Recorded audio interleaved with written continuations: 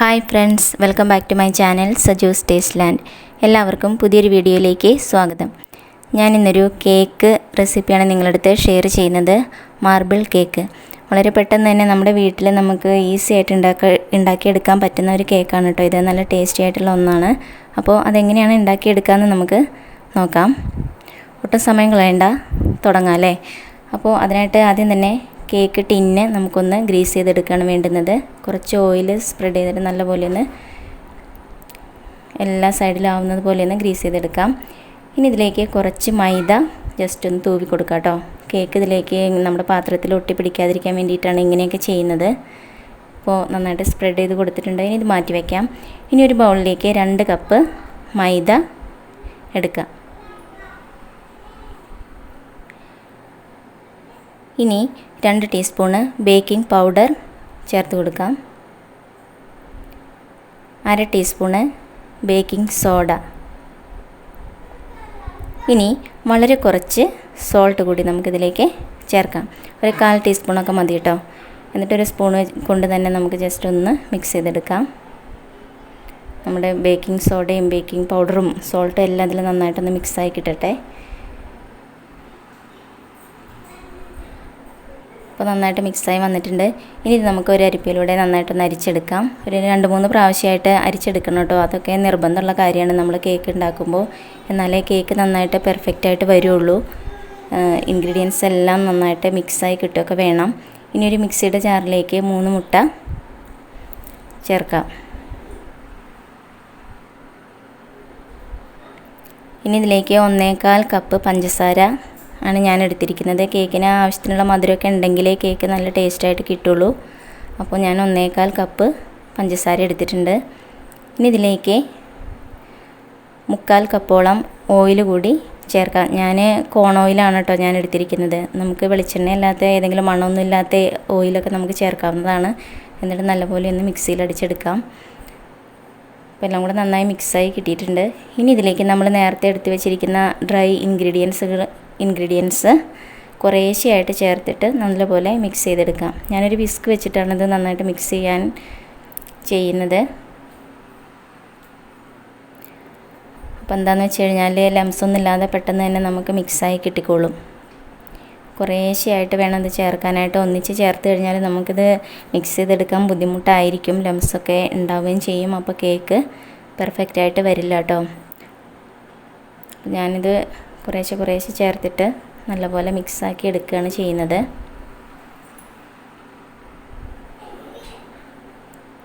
അപ്പോൾ നന്നായിട്ട് മിക്സായി വന്നിട്ടുണ്ട്. ഇനി ഇതിലേക്ക് 2 ടീസ്പൂണ് വനില എസൻസ് ചേർക്കാം. കുറച്ച് വലിയ കേക്കാണ് കേട്ടോ ഞാൻ ഉണ്ടാക്കുന്നത്. അതുകൊണ്ട് തന്നെ 2 ടീസ്പൂണ് വനില എസൻസ് വേണം. ഇനി ഇതിലേക്ക് 1/2 കപ്പ് മിൽക്ക് കൂടി ചേർക്കാം. എന്നിട്ട് നല്ലപോലെ മിക്സ് ചെയ്തെടുക്കാം. മിൽക്ക് ഇതിൽ നന്നായിട്ട് മിക്സായി വരണം. കുറേശ്ശെയായിട്ട് ഒഴിച്ചു കൊടുത്താൽ മതി കേട്ടോ. ഒന്നിച്ച് ഒഴിച്ചു കൊടുത്തു കഴിഞ്ഞാൽ ചിലപ്പോൾ കേക്ക് ബാറ്റർ ചിലപ്പോൾ നന്നായിട്ട് ലൂസായി പോവും. അങ്ങനെയൊക്കെ ആവുകയാണെന്നുണ്ടെങ്കിലും കേക്ക് നന്നായി കിട്ടില്ല കേട്ടോ. അപ്പോൾ അതൊക്കെ ശ്രദ്ധിക്കണം. ഇനി ഒരു സ്പൂൺ കൊണ്ട് അല്ലെങ്കിൽ ഒരു സ്പാച്ചിൽ വെച്ചിട്ട് നല്ലപോലെ ഒന്ന് ഫോൾഡ് ചെയ്തെടുക്കാം. ഇതൊക്കെ ചെയ്യുമ്പോൾ കുറച്ച് സ്പീഡ് കുറച്ചൊക്കെ ചെയ്യാം. പതുക്കെ ചെയ്താൽ മതി.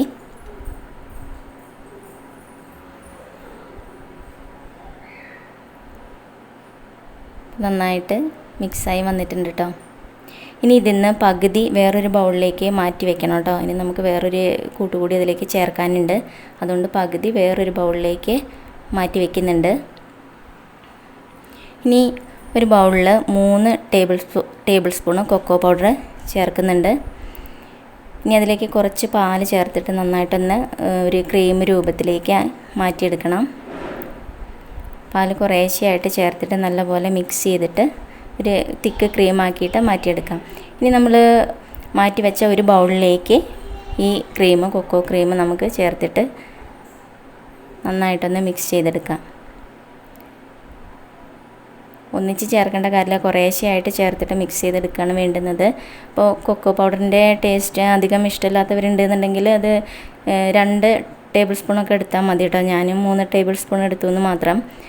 അപ്പോൾ കൊക്കോ പൗഡർ കുറഞ്ഞു പോകുകയാണെന്നുണ്ടെങ്കിൽ ആ കേക്കിൻ്റെ ആ ഒരു കളർ കുറയുന്നു മാത്രമേ ഉള്ളൂ. ബാക്കി കുഴപ്പമൊന്നുമില്ല. എന്തായാലും നല്ല ടേസ്റ്റ് തന്നെയാണ്.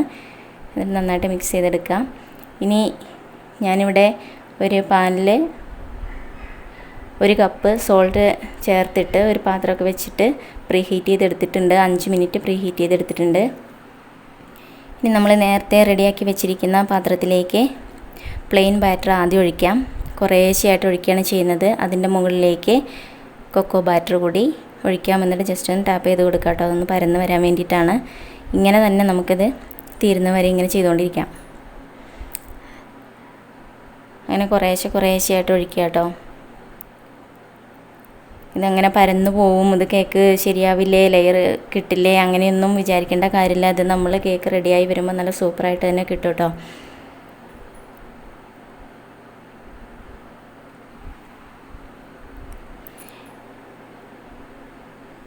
ഇനി ഇതിൻ്റെ മുകളിലേക്ക് കൊക്കോ ബാറ്റർ ഒഴിച്ചു കൊടുക്കാം. ഇങ്ങനെ ഈ കേക്ക് കുറച്ച് വലിയ കേക്കാണ്, അതുകൊണ്ട് നിങ്ങൾ കുറച്ച് വലിയ പാത്രം തന്നെ ഈ കേക്ക് ഉണ്ടാക്കാനായിട്ട് എടുക്കണം കേട്ടോ. ഇനി ഇതിൻ്റെ മുകളിൽ നമുക്ക് ഇഷ്ടമുള്ള പോലെ ഡിസൈൻ ചെയ്തെടുക്കാം. ഇതിൻ്റെ മുകളിൽ എങ്ങനെ കുത്തി വരഞ്ഞാലും ഇത് സെറ്റായി വന്ന് നമ്മൾ കട്ട് ചെയ്ത് നോക്കുമ്പോൾ നല്ലൊരു ഡിസൈൻ തന്നെയായിരിക്കും അതിലുണ്ടാവുക കേട്ടോ. അപ്പോൾ അതെങ്ങനെ വേണമെങ്കിലും ചെയ്യാം, അതൊക്കെ നമ്മുടെ ഇഷ്ടമാണ്. ഇനി നമുക്ക് നമ്മൾ നേരത്തെ റെഡിയാക്കി വെച്ച സ്റ്റൗവിലേക്ക് ഇത് വെച്ച് കൊടുക്കാം. എന്നിട്ട് നല്ലപോലെ മൂടി വയ്ക്കണം. മൂടി വെച്ചതിന് ശേഷം 1 മണിക്കൂറെങ്കിലും കഴിയാതെ ഇത് തുറന്ന് നോക്കാൻ പാടില്ല കേട്ടോ. അത് 1 മണിക്കൂർ തൊട്ട് 1.5 മണിക്കൂർ വരെ വേണ്ടി വന്നിട്ടുണ്ട് എനിക്ക് ഇത് ബേക്കായി കിട്ടാൻ വേണ്ടിയിട്ട്. അപ്പോൾ ഇത് നന്നായിട്ട് ബേക്കായി വന്നിട്ടുണ്ട്. ഇനി നമുക്കിത് സ്റ്റൗവിൽ നിന്ന് മാറ്റാം. ഇനി കുറച്ചൊന്ന് തണുത്തതിന് ശേഷം മാത്രമേ അത് പാത്രത്തിൽ നിന്ന് മാറ്റാൻ പാടുള്ളൂ കേട്ടോ. അതിന് ശേഷം നല്ലപോലെ തണുത്തതിന് ശേഷം മാത്രം കട്ട് ചെയ്തെടുക്കുകയാണ് വേണ്ടുന്നത്. അല്ലെങ്കിൽ കേക്ക് പൊടിഞ്ഞു പോവും. നല്ല സോഫ്റ്റ് ആയിട്ടുള്ള നല്ല കേക്കാണ്. അപ്പോൾ നല്ലപോലെ തണുത്തതിന് ശേഷം മാത്രം അത് കട്ട് ചെയ്യുക കേട്ടോ. അപ്പോൾ നല്ല പെർഫെക്റ്റ് ആയിട്ട് തന്നെ നല്ല ഡിസൈനൊക്കെ ആയിട്ട് തന്നെ നമ്മുടെ കേക്ക് കിട്ടിയിട്ടുണ്ട്. അപ്പോൾ നിങ്ങൾക്ക് ഈ വീഡിയോ ഇഷ്ടമായിട്ടുണ്ട് എന്നുണ്ടെങ്കിൽ ലൈക്ക് ചെയ്യുക, ഷെയർ ചെയ്യുക, കമൻറ്റ് ചെയ്യുക. അപ്പോൾ എല്ലാവർക്കും ഇഷ്ടപ്പെടുന്ന ഒരു കേക്കാണിത്. കുട്ടികൾക്കൊക്കെ വളരെയേറെ ഇഷ്ടപ്പെടും. നമ്മളെപ്പോഴും മാർക്കറ്റിൽ പോയി വാങ്ങി വെറുതെ കാശ് കളയേണ്ട കാര്യമൊന്നുമില്ല. അപ്പോൾ ചാനൽ ഇതുവരെ സബ്സ്ക്രൈബ് ചെയ്യാത്തവരെല്ലാവരും ചാനൽ സബ്സ്ക്രൈബ് ചെയ്തോളൂ കേട്ടോ. എങ്കിൽ മാത്രമേ ഞാനിടുന്ന എല്ലാ വീഡിയോസും നിങ്ങൾക്ക് കിട്ടുകയുള്ളൂ. ബെല്ല് കൂടി ഒന്ന് എനേബിൾ ചെയ്യണേ. അപ്പോൾ ഇനി പുതിയൊരു വീഡിയോയിൽ കാണുന്നവരെ താങ്ക് യു, ബൈ.